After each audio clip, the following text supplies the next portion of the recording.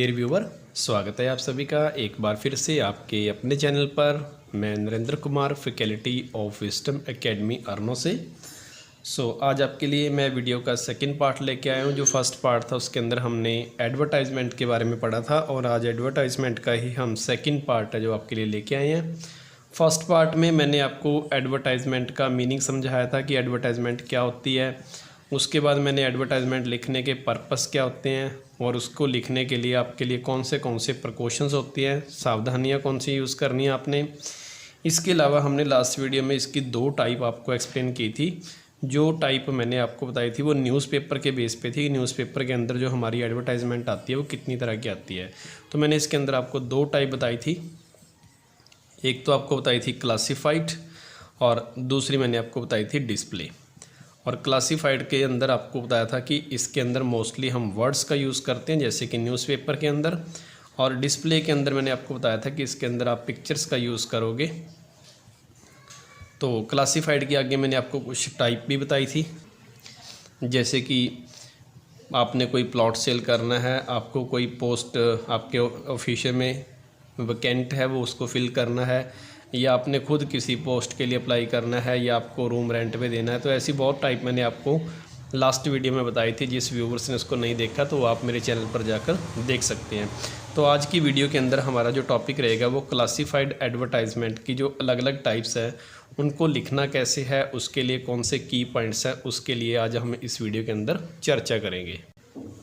तो क्लासीफाइड में से मैंने आपके लिए जो पहला पार्ट सेलेक्ट किया है क्लासीफाइड एडवर्टाइजमेंट में से, तो उसमें से आपकी जो पहली आपकी टाइप है वो है प्लॉट फॉर सेल। अगर आपने कोई भी प्लॉट सेल करना है, इसके रिलेटेड आपको कोई भी एडवर्टाइजमेंट पेपर में आती है, तो उसके लिए आपके पास वैल्यूएबल पॉइंट्स कौन से हैं।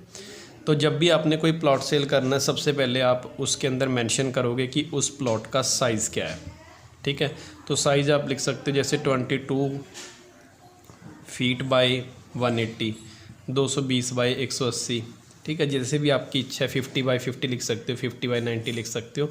जो भी आपको डेटा सूटेबल लगे तो आप उसको सिलेक्ट कर सकते हैं। इसमें कोई इशू नहीं है कि उसका साइज़ मैटर करता है कि परफेक्ट इतना ही लिखना है, तो ये ज़रूरी नहीं है। तो सबसे पहले आप इसके अंदर साइज़ लिखोगे, फिर उसके बाद आप इसका लिखोगे टोटल एरिया कितना बनता है in square metre. Square metre के अंदर इसका एरिया कितना होगा। और उसके बाद हमारे पास आता है कि इसके साथ आपको स्पेशल एडवांटेज क्या दिया जा रहा है। स्पेशल एडवांटेज, स्पेशल एडवांटेज का मतलब क्या होता है कि जैसे आपको कई बार मकान लेना होता है तो आप सबसे पहले देखते हो कि उसकी डायरेक्शन क्या है। डायरेक्शन कई बार होता है ना कि आपको चाहिए कि उसका जो फेस है वो नॉर्थ की तरफ होना चाहिए या उसका जो फेस है वो ईस्ट की तरफ होना चाहिए। तो इसके पीछे कुछ एस्ट्रोलॉजी भी काम करती है डायरेक्शन के पीछे, क्योंकि हर एक तरह के व्यक्ति भारत के अंदर या किसी भी कंट्री के अंदर दूसरे देशों में रहते हैं, तो वो कुछ उनकी एस्ट्रोलॉजिकल प्रेडिक्शंस होती हैं। उनको कोई ना कोई जो अपने एस्ट्रोलॉजर है वो बता देते हैं कि इस दिशा में घर नहीं होना चाहिए। उनके जो अपने अपने धर्मों के जो रिटल्स हैं या उनके जो बिलीव्स हैं धर्म के प्रति, तो उनके हिसाब से वो डायरेक्शन को देखते हैं। और कुछ डायरेक्शन के पीछे लॉजिक भी होता है। तो उसका लॉजिक क्या होता है, अगर बात करें लॉजिक की, तो जैसे आप मान लो कि इस तरफ से हमारा सन है, तो आप ये चाहेंगे कि आपके घर के जो फेस है, जो मेन गेट है, उसकी डायरेक्शन है जो वो इस तरफ होनी चाहिए सन की तरफ, ताकि सुबह सुबह की धूप यहाँ पर आए और शाम की धूप पीछे के पीछे रह जाए।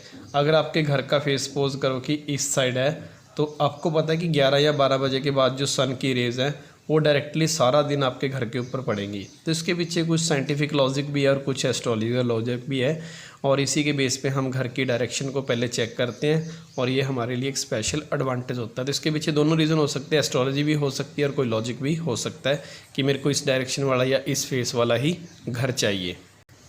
डायरेक्शन के अलावा हम जैसे पार्क की तरफ उसका फेस है या नहीं, पार्क का भी हम बेनिफिट लेना चाहते हैं।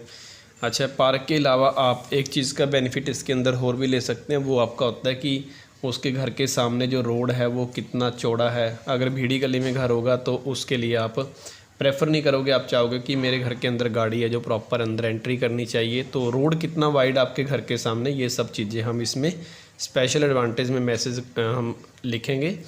एडवर्टाइजमेंट के अंदर, ताकि आपका जो मकान है उसके स्पेशल एडवांटेज को देखकर कोई ना कोई उसको जल्दी परचेज़ कर ले। तो ये कुछ स्पेशल एडवांटेज आप इसके अंदर मेंशन कर सकते हैं। उसके बाद आता है हमारे पास name of the developer. Name of the developer मतलब कि उस मकान का या उस प्लॉट का जो डेवलपर कौन है, जिसने उसको तैयार किया है। अलग अलग जो बिल्डर्स होते हैं वो अपने अपने इलाके में मशहूर होते हैं। जैसे हमारे पास एग्जांपल के तौर पर हुड्डा, कि हुड्डा सेक्टर में है या फलाने सेक्टर में ये मकान है, तो उसके डेवलपर्स को काफ़ी ज़्यादा प्रेफरेंस दी जाती है कि उस डेवलपर के बनाए हुए जो मैप्स हैं वो ज़्यादा बेटर होते हैं। इसी प्रकार से एक नाम काफ़ी मशहूर चलता है, अंशुल चलता है। तो आप किसी का भी नाम याद रख सकते हैं। बेसिकली हुड्डा आपके लिए थोड़ा इजी रहेगा, नाम याद करना इजी है। इसके बाद आप उसके अंदर लिख सकते हैं फैसिलिटी, कि आप जो मकान बेचना चाह रहे हैं या प्लॉट जो बेचना चाह रहे हैं उसके अंदर फैसिलिटी क्या है। तो जैसे फैसिलिटी के अंदर आप बता सकते हो कि वहाँ पे सीवरेज की फैसिलिटी अच्छी है, इलेक्ट्रिसिटी की सप्लाई बेटर है, ठीक है। तो इसके अलावा रोड है, उसके पास में बैंक है या स्कूल उसके नज़दीक है। तो ऐसी ऐसी फैसिलिटीज़ आप इसके अंदर प्रोवाइड है जो वो कर सकते हैं अपनी मर्ज़ी से। तो उसके बाद आता है हमारे पास इसका प्राइस, कि आप इसका कितना प्राइस एक्सपेक्टेड करते हो, कि आपको उस प्लॉट का 10 लाख चाहिए या 20 लाख चाहिए, वो अपनी अमाउंट अपने हिसाब से आप लिख सकते हो।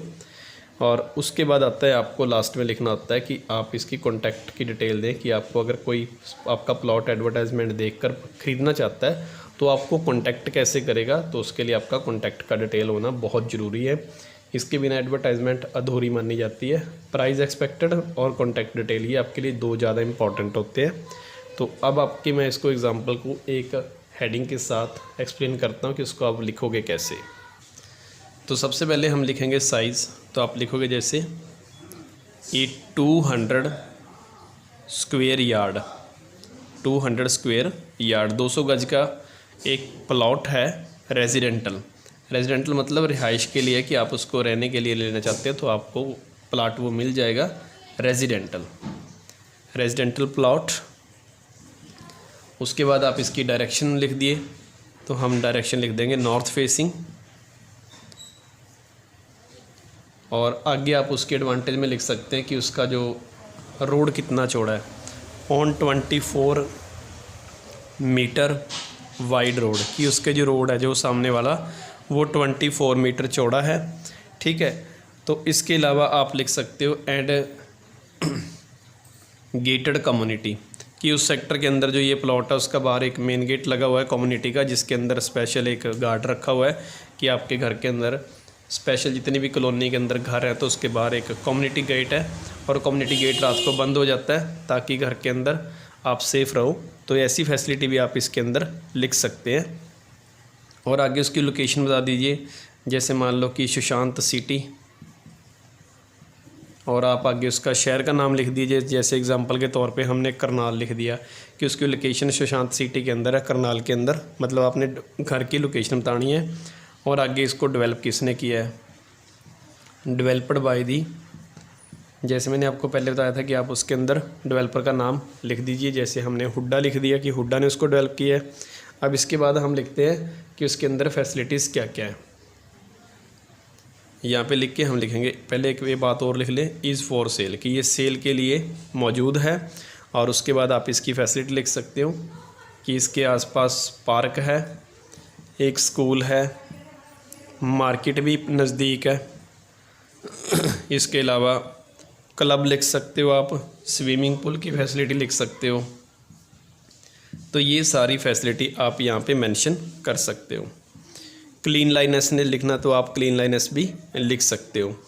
तो उसके बाद हम लिखेंगे इसकी एक्सपेक्टेड प्राइस। यहाँ पे आप लिखोगे प्राइस एक्सपेक्टेड, कि आप उसकी कितनी प्राइस मांगते हो।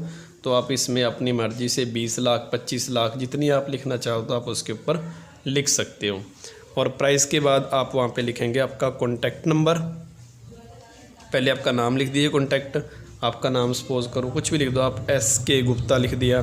तो यहाँ पे आपका फ़ोन नंबर लिख दोगे।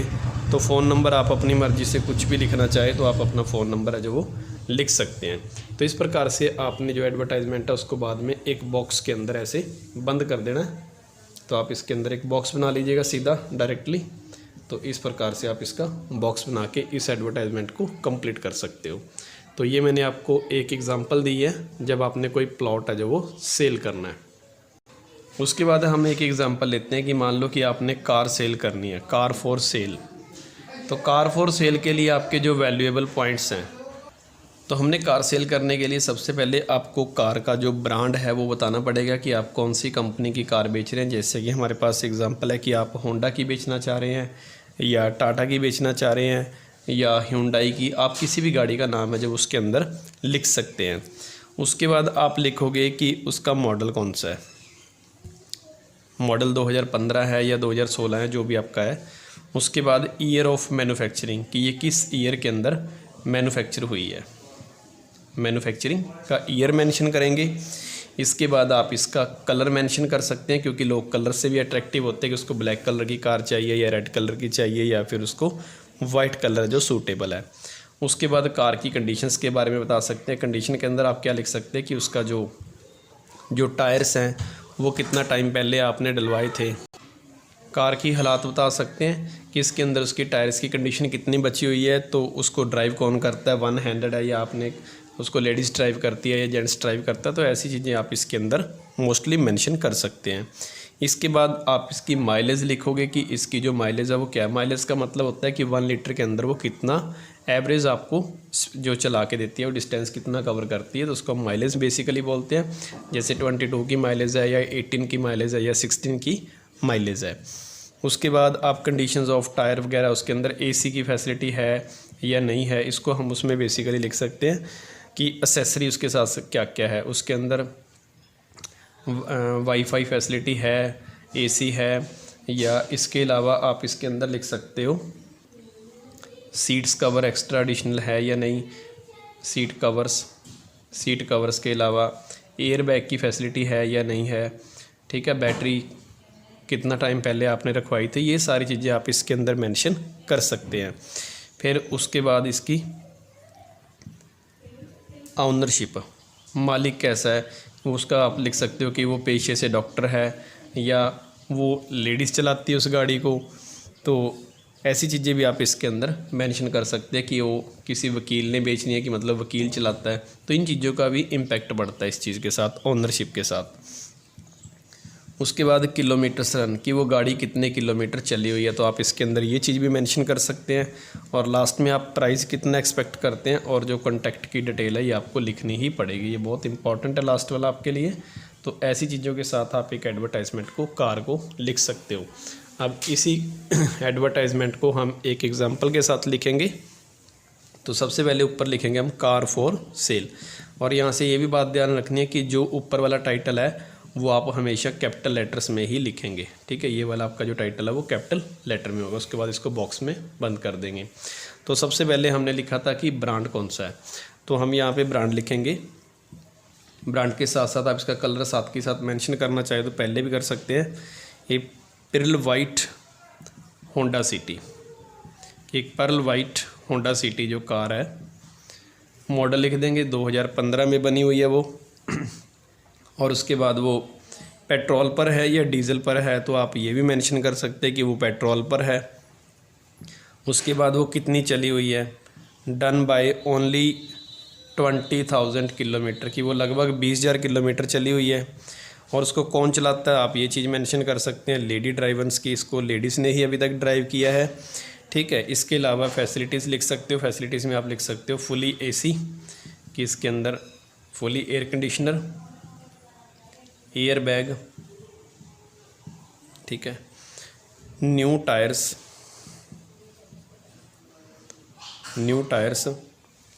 और इसके अलावा आप टायर्स के अलावा लिख सकते हो अलॉय व्हील, लिख सकते हो कि इसके अंदर अलॉय व्हील पड़े हुए हैं। ABS की फैसिलिटीज़ है, बैटरी अच्छा है, न्यू बैटरी है, आपने 1 या 2 साल पहले इसको रखवाया, तो ऐसी चीज़ें आप इसके अंदर मेंशन कर सकते हैं। और उसके बाद आप लिखोगे गिविंग दी माइलेज 17 किलोमीटर पर लीटर, KMPL का मतलब किलोमीटर पर लीटर, तो ये चीज़ आप लिख सकते हो। अब जो गाड़ी है वो कहाँ का नंबर है ये भी मैटर करता है। गाड़ी की जो रजिस्ट्रेशन है वो सपोज़ करो आप लिख सकते हो पंचकुला क्योंकि बहुत सारे लोगों को शौक़ होता है कि मेरे को जो नंबर है वो HR07 चाहिए या HR08 चाहिए या PB11 चाहिए या PB13 चाहिए। तो इससे भी फ़र्क पड़ता है कि वो का जो गाड़ी है वो कहाँ की रजिस्टर्ड है। उसके साथ आपको एक नंबर है जो आपका लकी नंबर होता है, हर एक का अपना अपना।